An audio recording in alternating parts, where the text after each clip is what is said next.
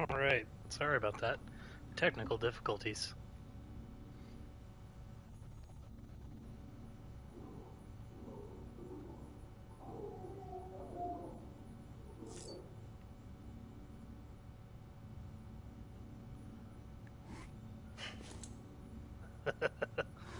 So, I found out about this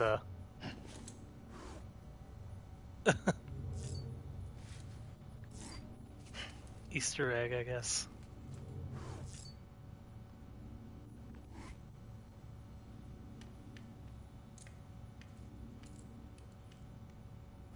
Hello, hello.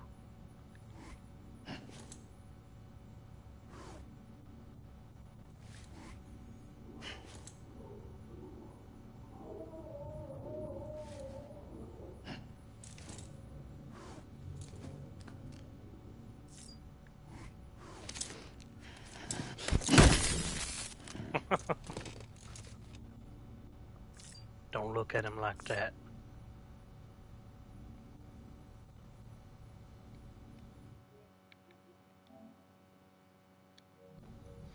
Alright, well, that is a sink. Very, very good, Norman. Alright, so I'm just gonna do like a recap of like all the story and everything. Because it's hard enough to follow without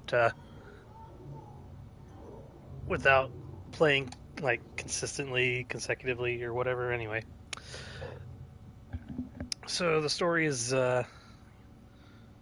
some indeterminate time in the future, but we don't really know. All we know is that it's after the fourth explosion. Started with the creation of the universe.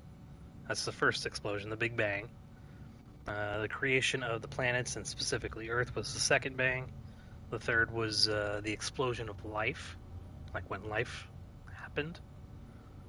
And the fourth explosion is what is called the Death Stranding, or the explosion of death. It's uh, referring to the stranding, and they're using that in the sense of like a ship or a whale or something being going aground, like being washed ashore. So basically, death washed ashore onto the shores of the living. And as a result, you get the appearance of BTs in Timefall. BTs, the beach things, those are the monster stuff. They can't be seen by most people, but they're ghostly apparitions that are implied to be dead people. They're beached because they've washed upon the shores of the living. That's why they're called beach things. They're created when a person dies, but the body is not cremated in 48 hours. After 48 hours, the body necrotizes, um, which is basically the body releasing chiralium. And I'll touch on chiralium again in a bit. But if the BT catches a living person, they'll eat them and cause a void out. Burning the body before the 48 hours also releases the chiralium. So cremating has to occur outside and away from any cities and settlements.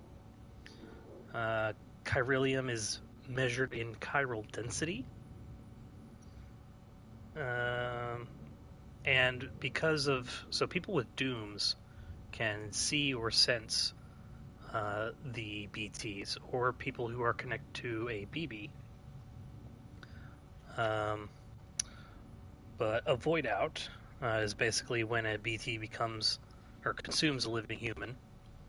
The consumption of the living by the dead BT triggers an explosion similar to that of a nuclear explosion, possibly similar to what would happen if matter and dark matter were to collide.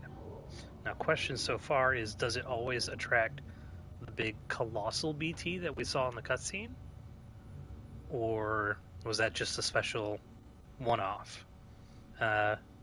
And when the colossal BT did the void out and caused the crater kind of looked like it had a handprint in it.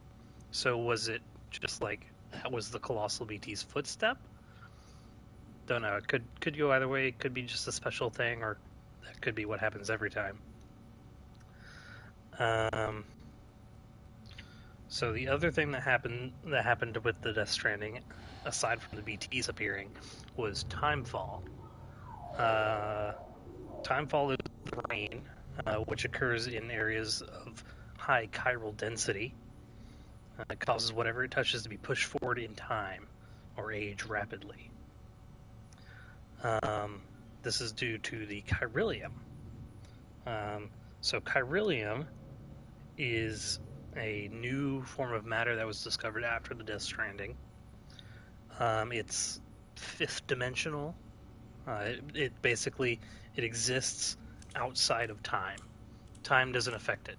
I'm sorry, Norman. I know this is boring. Please try and pay attention. uh, but yeah, chiralium it exists outside of time. Time does not affect it. Um, and it's theorized that timefall that happens where a lot of this chiralium is in the air actually accesses our preternatural ability to visualize the future and brings that future into reality. It's possibly the key to the next big human evolution, whether that's through, uh, unlocking our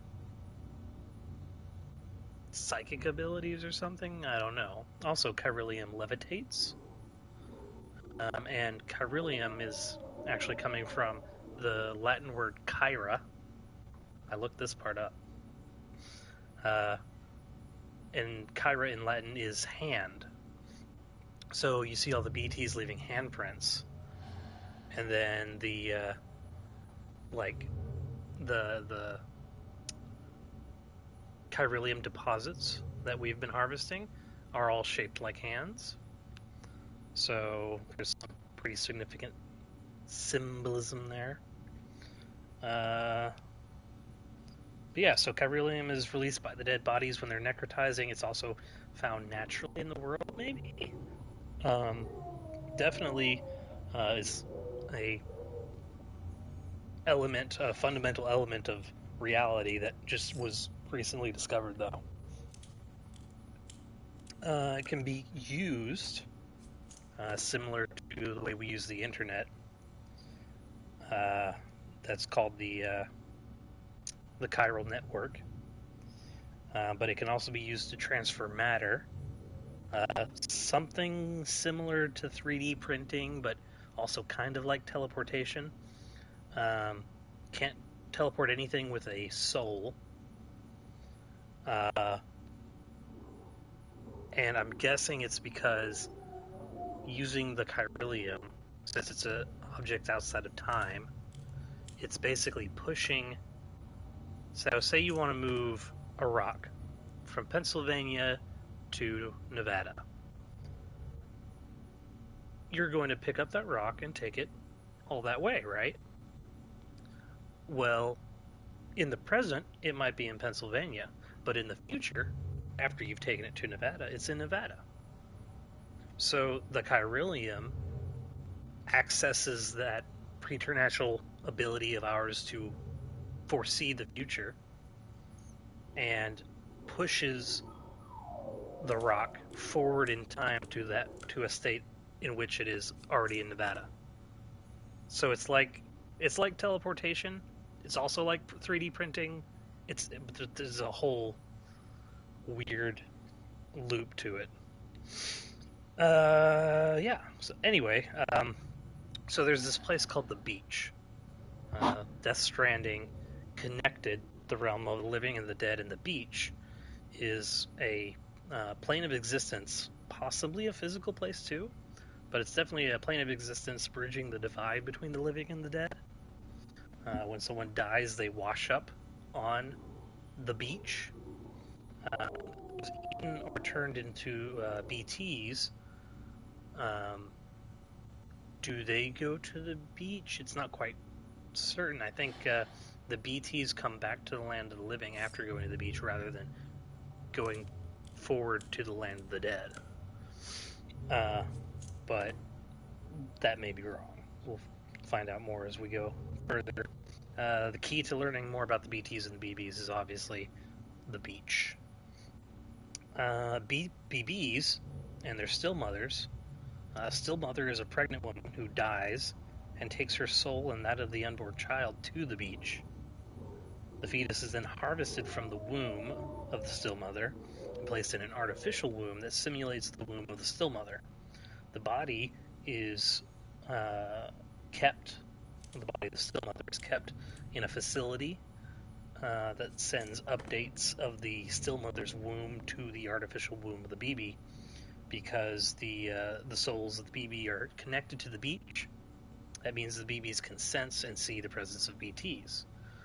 The reason why they update the womb is to avoid autotoxemia, which toxemia or preeclampsia is basically the placenta messing with a pregnant woman's vital organs, and basically all that starts to shut down. So autotoxemia would be the BB's systems shutting down autonomically. Can the soul go back in the BB? Well, I don't think the BB's soul is necessarily not in the BB, but because it does have a connection to the beach, that means it can see the BTs. Not really sure what happens to the BBs after they do their job. And obviously there's more story of that to come, because it's been slowly feeding us these visions of Mads Mikkelsen, which is like a big question. Who is he? Who is the woman he mentioned when in one of the cutscenes? How does the BB connect to Sam, and why is Sam able to connect to the BB? Because normally those with dooms wouldn't be able to use BBs, but he can. So I don't know. Lots of questions to be answered. But yeah, so dooms is basically an abnormal characteristic in some people that they use to sense or see BTs, depending on what your level of dooms is. It possibly has further manifestation, like teleportation and levitation. We saw Fragile in the opening cutscene. She was in the middle of the field, right in front of his bicycle, and then he crashed. But when he crashed, his bike kind of went through her, like she teleported. And then after she got done talking to him, she teleported away. And then when the void out happened, there was that guy who kind of levitated down onto the truck and pointed at the big BT. So these are obviously other people with dooms, but I'm not sure if it's because they have dooms that they can do this, or if it's because of chiralium. Because as we've already established, chiralium can, quote-unquote, teleport things, and chiralium actually levitates. So they might be using chiralium, or it might be another superpower of dooms. Let's see. So repatriate.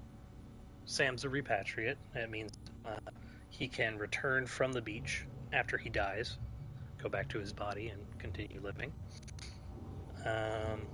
Chirograms, those are like the holograms.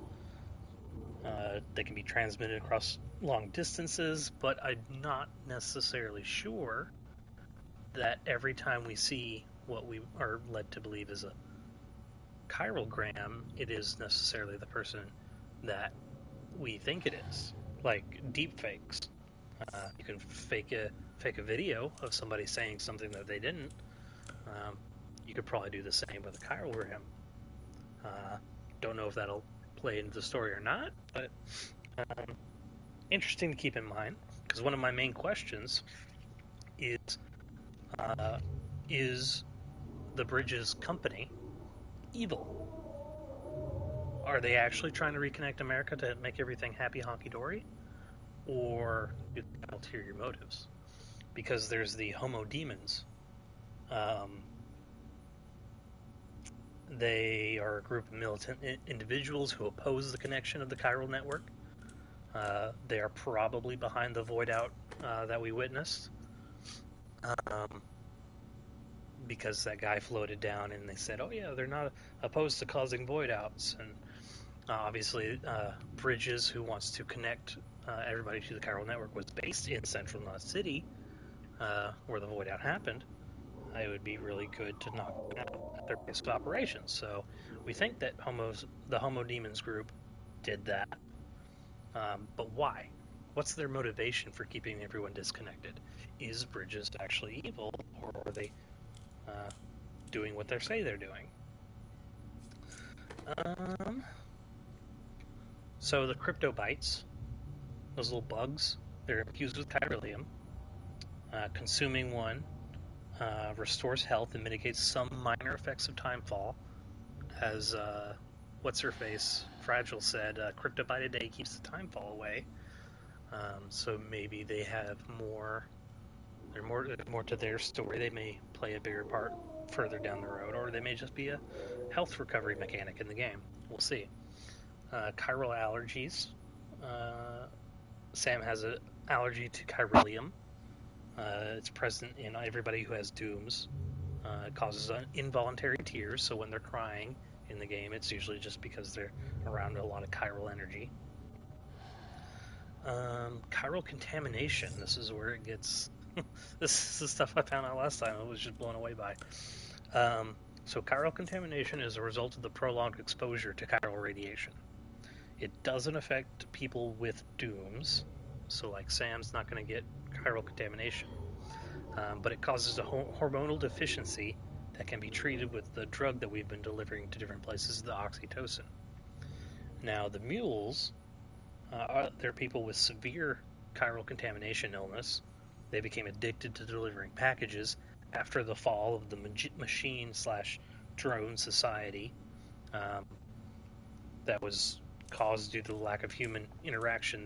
They started delivering things by hand again, and then they got addicted to delivering packages due to their hormonal imbalance and lack of oxytocin in their system. So Bridges and Fragile, they're competing companies. Bridges is closely tied to the presidency. Fragile is kind of an unknown at this point. We don't really know anything about the Fragile company. And there's Sam's family. We got Sam, Bridget, and Amelie. Bridget being their mom, Sam and Amelie being brother-sister. Sam had a falling out with his family of some sort.